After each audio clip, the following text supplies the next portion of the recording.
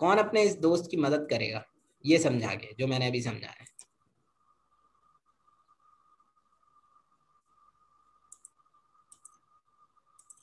कौन एक्सप्लेन करेगा पूरा सिनेरियो जो मैं अभी समझा रहा था।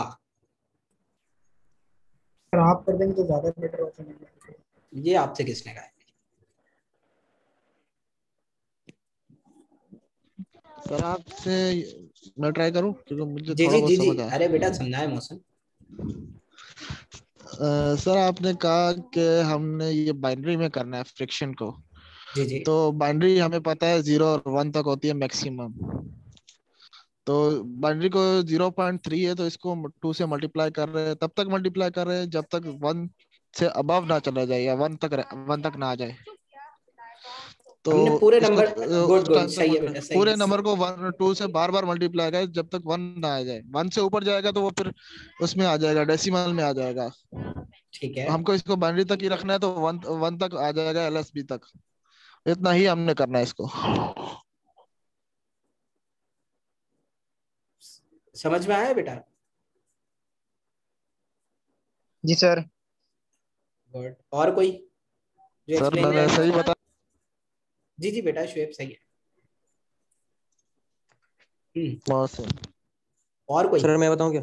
हाँ बताएं बेटा, आपकी क्लास है, आप ही देखिए लोग सोहेल तो भाई, बोलेंगे। सोहेल भाई इसमें करना ये है कि जो भी नंबर है हमारे पास, इसको एक्स के बराबर सपोज करना है और फिर इसको मल्टीप्लाई करना है 2 से। अगर इसका आंसर 1 से कम आता है तो इसका बिट में जो है 0 लिखाएगा।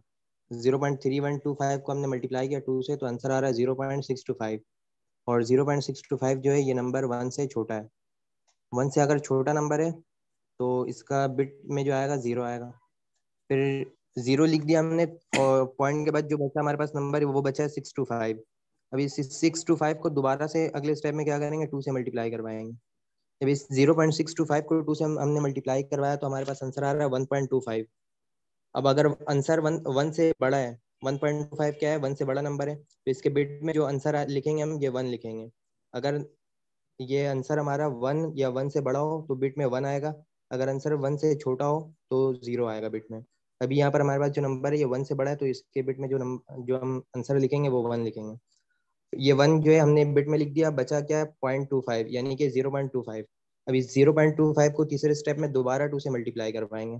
जब हमने 0.25 को दोबारा 2 से मल्टीप्लाई करवाया तो आंसर आ रहा है 0.5 आंसर। फिर हम चेक करेंगे कि ये नंबर जो है आंसर हमारा जो आया ये 1 से छोटा है 1 से बड़ा है। तो यहाँ पर हमारे पास जो नंबर है 0.5 ये 1 से छोटा है। और अगर जब 1 से छोटा है होता है तो इसका बिट में जो आता है 0 आता है। अब हमने इसका 0 जो है बिट में लिख दिया है तो बच्चा क्या 0.5। तो इस 0.5 0.5 को दोबारा किससे मल्टीप्लाई करवाना है, 2 से मल्टीप्लाई करवाया तो आंसर आ रहा है 1। आंसर 1 या 1 से बड़ा होता है तो बिट में जो है 1 आता है। तो यहाँ पे 1 आ गया। अब इस जो भी नंबर आया ये सारा जो है कन्वर्ट हो गया बाइनरी में 0 1 0 1। ठीक है सर। जबरदस्त। जी बेटा, आ गया, क्लियर है सबको? कोई अच्छा इश्यू? सर, इस नंबर को एक तब चीज तक बता बता दें सर, 1.2 और आया तो हमने 1 ले लिया, लेकिन 0.25 को फिर दोबारा मल्टीप्लाई कैसे किया? अच्छा अच्छा, अच्छा, अच्छा। देखिए बेटा, ये नंबर इस वक्त ये जो है 1.25, ठीक है। अगर हम 1.25 को देखते हैं, जब आपने बिट में 1 भेज दिया तो रिमेनिंग क्या रह गया आपके पास? 0.25। तो ठीक है, इसीलिए समझ गया 0.25 सर, यहाँ समझ आ गया गया। सर। सही है। इस समझ गया सर, पूरी ठीक है सर, एग्जाम्पल ठीक में है। फ्रैक्शन में बेटा सिर्फ आपने, मैं पूरे कंप्यूटर साइंस स्टूडेंट्स की बात करता हूँ, वो सब जब फ्रैक्शन नंबर्स में आता है ना तो कंफ्यूज होता है। वो कंफ्यूजन सिर्फ यही होता है बेटा कि देवर थॉट के ये 1.25 था तो ये 2.5 कैसे रह गया और 1 कहाँ चला गया, गायब हो गया ना एक तरह। तो भाई अगर देखें गौर से तो भाई यहाँ गायब हो गया, ये क्या हुआ है, ऐसा कुछ होना नहीं चाहिए था। लेकिन the real thing is that when you shift the bit in the bit section of the result, so you have the remaining part which you take to the next step। ठीक है। जिस तरह आप डिवीजन करते हो ना बेटा, जो रिमाइंडर होता है, जब वो रिमाइंडर चला जाता है तो बाकी पोर्शन पे आप पूरा अप्लाई करते हो ना साइंस, या जो लॉ फॉलो कर रहे होते हो। तो जो रिमेनिंग पोर्शन है हम उस पे आए हैं। जैसे इसमें से 0 चला गया तो भाई 0.625 में से 0 चला जाए तो कोई फर्क ही नहीं पड़ता। वो 0.625 ही रहेगा, कम तो नहीं हो जाएगा ना बढ़ जाएगा। लेकिन जब बात आती है ना 1 वाले नंबर्स के साथ, वहां प्रॉब्लम होती है, बच्चे कंफ्यूज होते हैं कि ये 1 कहाँ जाएगा, और 1 अगर चला गया तो ये 0.25 या जो भी रिमाइंडर बचा है वो कैसे बचा है। क्लियर है पॉइंट? तो बस आपने ये याद रखना, जब 1 चला गया ना बिट में, तो then you have the reminder part which is after the decimal number part. ठीक है? तो एक और बात पूछनी थी। जी बेटा पूछें। आपने बताया था कि नीचे से ऊपर की तरफ हम लिखते हैं, जैसे इसमें तो 0010 आ रहा है, तो इसमें तो ये लिखा हुआ है 0101 लिखा हुआ है। क्या लिखा हुआ है? एंड में अगर आप 0101 है ना, और अगर बिल्कुल। हम वैसे ऊपर जाएंगे तो वो तो ये होगा 0010। हाँ बिल्कुल ऐसे ही होता है। अब अभी हम ये हमने पूछना चाह रहे हैं जो हमने समझ बाइनरी गया का समझ एलसीएम गया, नंबर अरे लिया था। अरे अरे समझ गया हुजैफा, मैं समझ गया। वो ये कह रहा है कि हमने एरो ऊपर लेके जाना था, अब हम एरो नीचे लेके आए। समझ गया मैं उसकी बात। हुआ ये कि हमने एल्गोरिथम पढ़ते पढ़ते बीच में यहाँ आ गए थे, ऐसे ही हुआ था सॉल्व करने। यस जी सर। सर। अब हम वापस जाएंगे एल्गोरिथम पे। जब आपको ये बात समझ में आ गई, अब हम दोबारा जाएंगे पॉइंट 2 पे छोड़ के आया था मैं आपको, ऐसा ही है, क्योंकि मुझे यहीं तक पढ़ाना था। उसके आगे फिर जब जाएंगे तो आपको ये समझ में आ चुका हो तो जाऊंगा। तो अब हम ये समझ चुके हैं, अब हम जाते हैं वापस अपने एल्गोरिथम पे। पहला पॉइंट क्या था? Multiply the fraction number by 2 कर लिया आपने। ठीक है, उसके बाद आपने जो रिमाइंडर बचे 10 होगा, यहाँ तक आ गए हम, क्योंकि हमें यहाँ तक आना था। क्लियर है बात?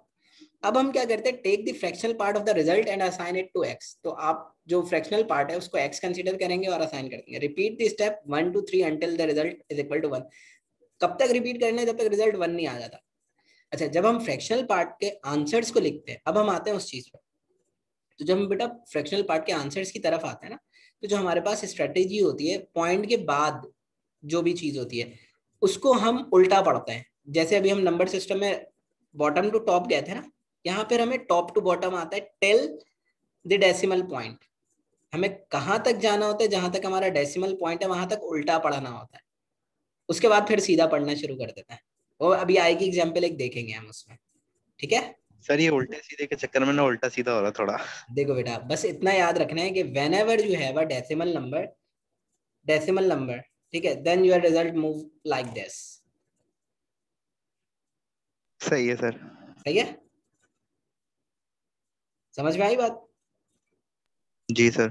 ठीक है, वरना आप जी सर जैसे समझ था, गया। वरना जैसे था तो वैसे ही चलता रहेगा।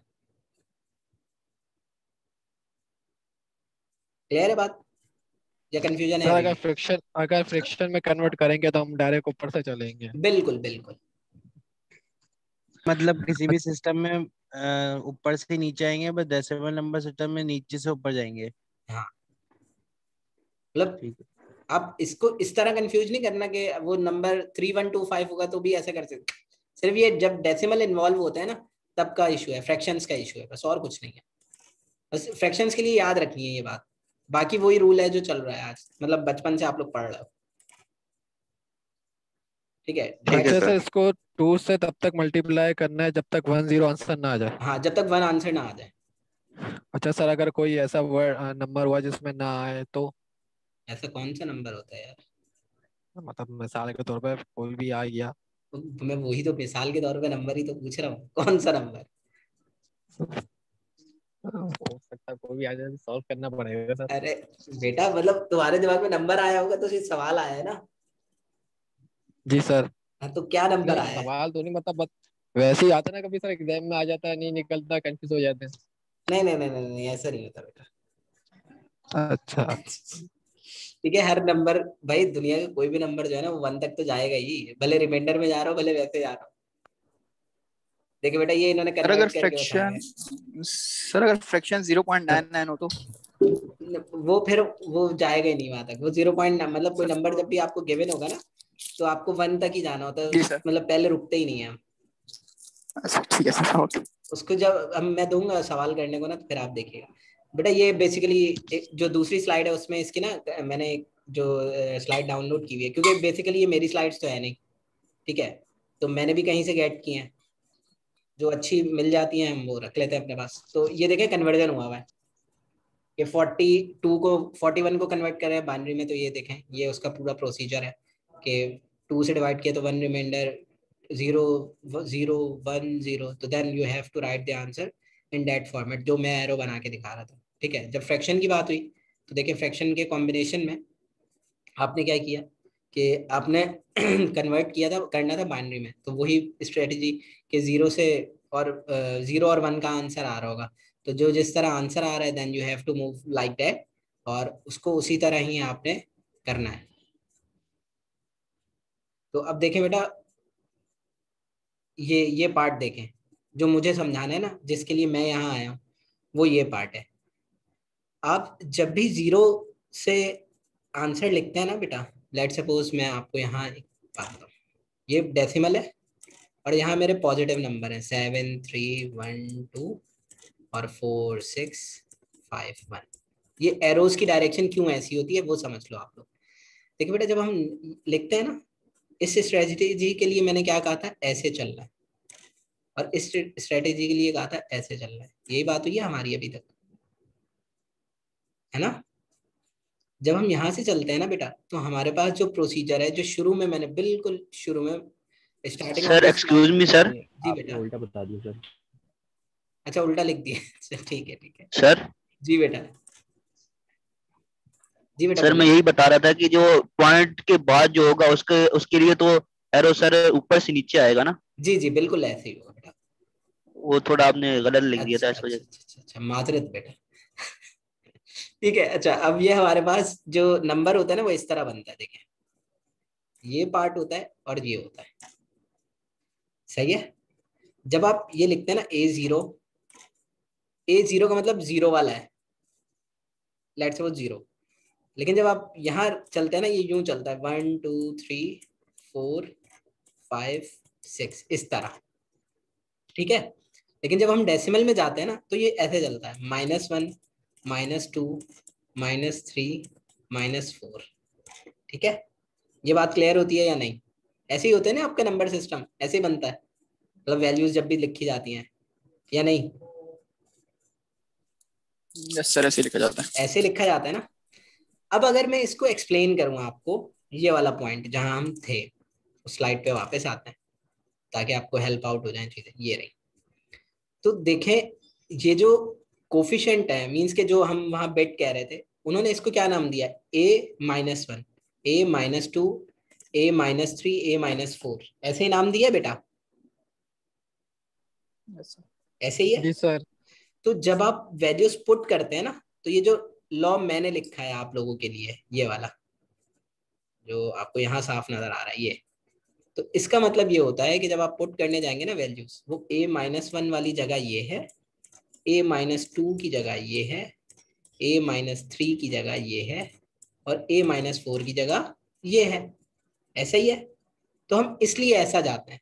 सेम एज इट इज जब आप इस वाले नंबर के लिए बात करते हो, ये जो है, जो आपका पॉजिटिव नंबर होता है जिसका आप एलसीएम लेते हो,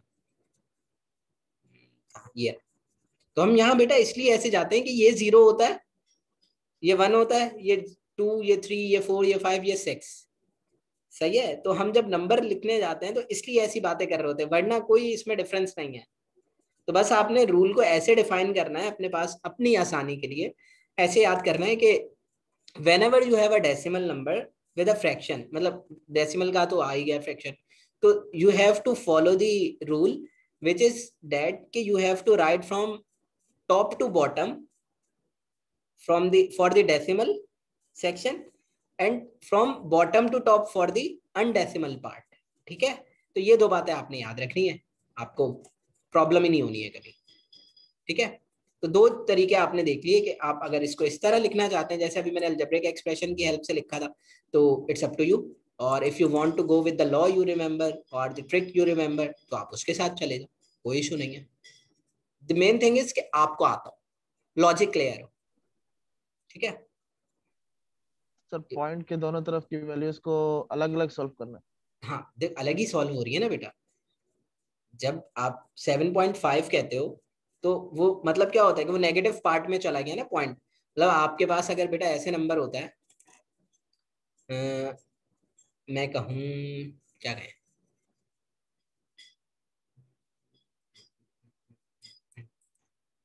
सर यही नीचे लिखा हुआ है 673.124। हाँ, जैसे ये है ना 673.124। तो अगर आप इसको वैसे लिखेंगे तो कैसे होगा, मतलब इसको अगर नीचे पॉइंट हटाते थे बचपन में तो नीचे क्या लगता था 1, फिर जितने नंबर होते थे उतने जीरो लगा देते थे। ऐसे ही पढ़ा है ना बचपन में। जीरो लग जी गया। सर। दोबारा आपको मैं आपकी स्कूल लाइफ में ले जाता हूँ, फिर इसको सॉल्व करते थे, ऐसे ही किया है ना हमेशा। तो इसका मतलब ये होता है कि ये जो ये वाला पार्ट है ना बेटा, ये है माइनस 1/10। 1/10, और ये जो है ना ये 1/, जो भी आपकी 10 मल्टीप्लाई बाय 2, 1/10 मल्टीप्लाई बाय 4। ठीक है, तो ये नेगेटिव पावर्स होती हैं, तो नेगेटिव पावर्स को इसी तरह सॉल्व करता है।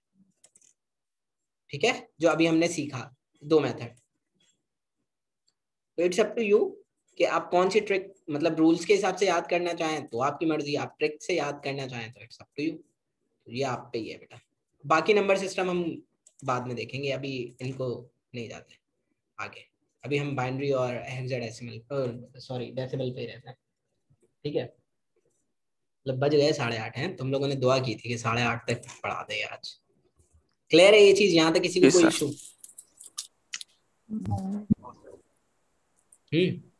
कोई ऐसा बच्चा जिसको नहीं आया समझ, कोई बात ये ऐसी? फ्रैक्शन वाले सवाल जो है हमारे पास ऑक्टल और हेक्साडेसिमल में भी आएंगे। सब में आएंगे बेटा। आपने ऐसा कोई नंबर देखा है जिसमें जो है वो